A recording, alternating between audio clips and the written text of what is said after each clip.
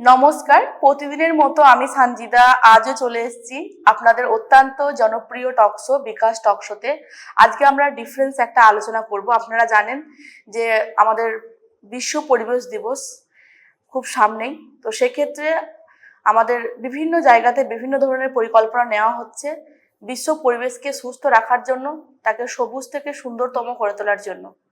আমাদের রাত পহলেই গোবিন্দপুর শেফালী সমাজসেবা সমিতির পক্ষ থেকে শুরু হতে চলেছে বর্ষ মঙ্গল উৎসব, এবং সেই উৎসবে সামিল হবে কয়েকশো প্রাণ এবং রোপণ হবে কয়েকশো বৃক্ষ চারা গাছ।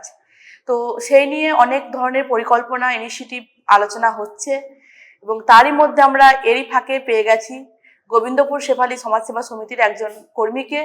তার কাছ থেকে আমরা কিছু কথা শুনে নেব যে কিভাবে পালিত হতে চলেছে বর্ষ মঙ্গল উৎসব।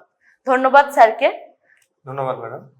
স্যার, আপনাকে বলছি স্যার যে আমাদের তো বিশ্ব পরিবেশ দিবস, সেই উপলক্ষকে সামনে রেখে পজিটিভ বার্তা অনেক ইনিশিয়েটিভ নেওয়া হয়েছে। তো সেক্ষেত্রে আপনারা গোবিন্দপুর শেফালী সমাজসেবা সমিতির পক্ষ থেকে কি পরিকল্পনা নিয়েছেন? আচ্ছা, তো নমস্কার, আমি সৌরভ আট্ট, গোবিন্দপুর শেফালী সমাজসেবা সমিতির একজন সদস্য। তো আমাদের প্রথমেই কাল থেকে গোটা 5 জুন ব্যাপী একটা পরিকল্পনা রাখা হয়েছে, যেখানে প্রথমেই আমরা অনুষ্ঠানটা স্টার্ট করব আমাদের এই ক্যাম্পাস থেকে। ঠিক আছে, আমাদের বিভিন্ন ক্যাম্পাসে প্রথম বৃক্ষরোপণ অনুষ্ঠান। এছাড়াও আমাদের যেহেতু এটা রুরাল জায়গায় আমাদের কলেজটা, তো রুরাল ডেভেলপমেন্টের কথা মাথায় রেখেও আমাদের গোবিন্দপুর শেফালী সমাজসেবা সমিতি বিভিন্ন পদক্ষেপ নিয়েছে। যেমন আমরা টার্গেট নিয়েছি এই বছর মোটামুটি 1 কোটি আমাদের বা পার্শ্ববর্তী এরিয়ার মধ্যে 1 কোটি গাছ লাগানোর। তো প্রথমে আমাদের কালকে সকালে প্রোগ্রামটা স্টার্ট হবে। স্টার্ট হওয়ার পরে আমরা বিভিন্ন ক্যাম্পাস বৃক্ষরোপণ প্রথম করব। এছাড়াও বিভিন্ন আমাদের অনুষ্ঠানও আছে এর সঙ্গে।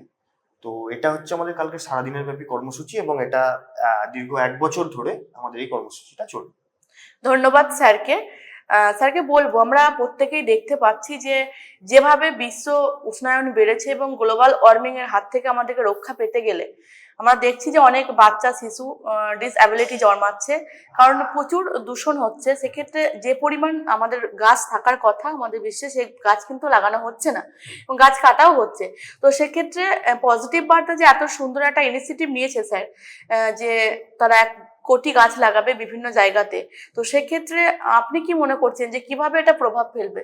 হ্যাঁ, অবশ্যই অবশ্যই ম্যাডাম, এটা একটা খুবই great initiative by our society and also positive বার্তা প্ল্যাটফর্ম। ওকে, সো আমরা যে ইনিশিয়েটিভটা নিয়েছি, আমি প্রথমেই বলবো কিছু ড্রব্যাক আছে আমাদের এই যে গাছগুলো আমরা যে রোপণ করব, সেটা কেন করব, পরিবেশের সেখানে ভালো কি হবে, বা পরিবেশের সেখান থেকে আমাদের কি উন্নতি হতে পারে। ঠিক আছে, তো আমরা এখন দেখতে পাচ্ছি যে আমাদের যে পারিপার্শ্বিক অবস্থা, এখন প্রত্যেকের ঘরেই প্রায় এসি তো চলে এসেছে। ধরুন, এসি থেকে দেখবেন সিএফসি বলে একটা জিনিস নির্গত হয়, এবং সেটা বায়ুতে মিশে যাচ্ছে, ক্লোরোফ্লোরো কার্বন যেটা আমরা বলে থাকি। সেখান থেকে প্রচুর পরিমাণে পরিবেশ আমাদের দূষণ হচ্ছে। তো সেখান থেকে আমরা যদি হিসাব করে দেখি যে একটা এসি কিন্তু প্রায় অনেকটা পরিবেশের ক্ষতি করে দিচ্ছে। তো আমরা যদি সেই ইনিশিয়েটিভটা, এবার গাছ কি করে, আমাদের সাধারণত গাছ কি করছে, যে কার্বন ডাইঅক্সাইডটা পরিবেশ থেকে গ্রহণ করে নিচ্ছে। তো এবার গাছ যদি আমরা বেশি পরিমাণে রোপণ করতে পারি, তাহলে আমাদের যে পলিউশনটা হচ্ছে, বা বিভিন্ন গাড়ির যানবাহনের ধোঁয়া থেকে, আমরা যেগুলো জানি আর কি, যেগুলো পড়ে এসেছি, সেই ধোঁয়া থেকে যে দূষণগুলো হচ্ছে, সেগুলো কিন্তু একটা গাছ কিন্তু অনেকটা তার কার্বন ডাইঅক্সাইড কিন্তু পরিবেশ থেকে নিয়ে নিতে পারে।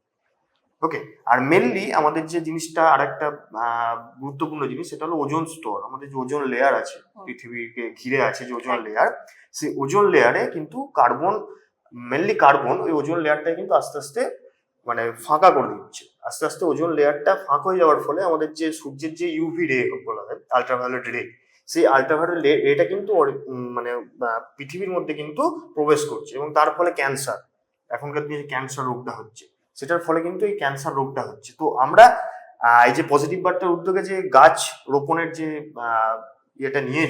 ইনিশিয়েটিভটা নিয়েছি, সেটা আমি আশা করছি এটা খুব সাফল্য পাবে, এবং এটা পরিবেশের জন্য অনেকটা গুরুত্বপূর্ণ বিষয়ে দাঁড়াবে। ধন্যবাদ সৌরভ স্যারকে। স্যার খুব সুন্দরভাবে তুলে ধরলেন। অবশ্যই যেভাবে আমাদের পৃথিবী পরিবেশ যেভাবে দূষিত হচ্ছে, তাতে পজিটিভ বার্তা যে ইনিশিয়েটিভ নিয়েছে সেটা একটা মহান ইনিশিয়েটিভ। এটাকে আমরা সাধুবাদ জানাচ্ছি। এর সঙ্গে সঙ্গে প্রত্যেকেই বলবো যে এই যে 5ই জুন বিশ্ব পরিবেশ দিবস, আপনারা প্রত্যেকেই আপনাদের বাড়িতে অন্তত 5টি করে গাছ লাগান।